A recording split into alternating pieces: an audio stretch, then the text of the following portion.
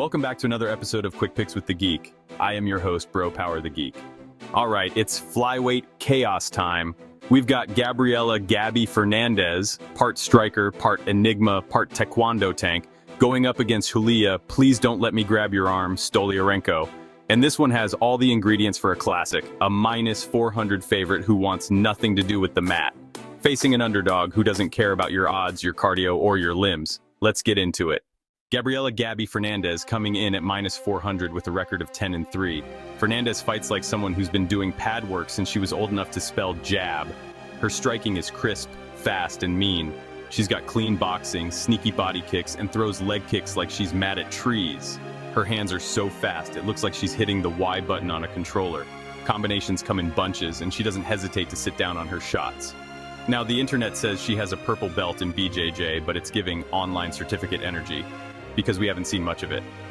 Her rear naked choke against Kong Wang looked good, but that was a win against a fighter who took the bout like they'd just come from jury duty. Against stronger opponents, Gabby's ground game still feels like the mystery box in a Call of Duty crate. Is it legit?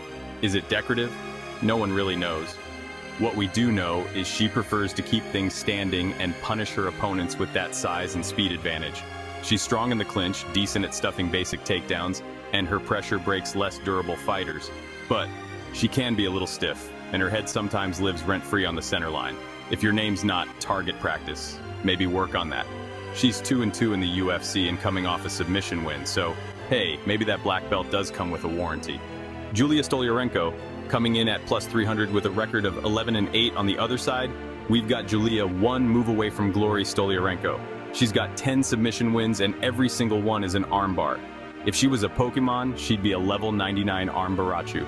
Julia's game is simple. She wants to close distance, drag you to the mat, and rip your arm off like she's trying to assemble a Lego version of Ronda Rousey. Her striking? Let's call it enthusiastic. She throws heat, but there's not a ton of defense behind it, and when she starts swinging, it looks like a toddler trying to catch fireflies with oven mitts. Effective? Sometimes. Pretty? Not so much. Her last win was a huge upset. She subbed Molly McCann in under 2 minutes. But she followed that up by getting TKO'd by Luana Carolina, and that tells you all you need to know. Julija is boom or bust.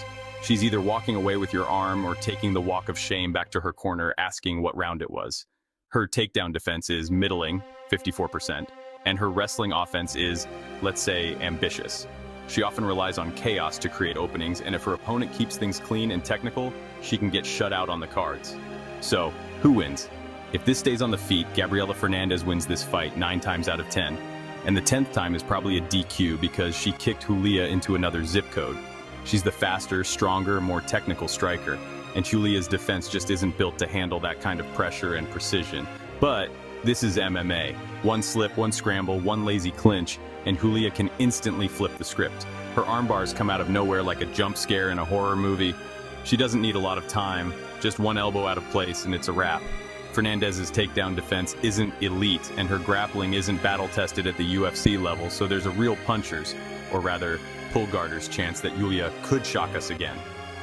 Official pick, Gabriella Fernandes via decision or late TKO. I'm riding with the favorite here. Gabriella should be able to stuff enough takedowns, keep it standing, and light Julija up on the feet. Unless she slips into an armbar like it's a weighted blanket, this is her fight to lose. But don't blink, because if Julija grabs a limb, we might see the betting world flip upside down again. If you enjoyed this, go ahead and smash that like button. If you haven't subscribed yet, what are you waiting for? Hit that subscribe button and turn on notifications so you don't miss a beat when the next video drops. And don't be shy. Leave a comment below and let me know who you got winning this fight. Let's see who really has the crystal ball around here. Until next time.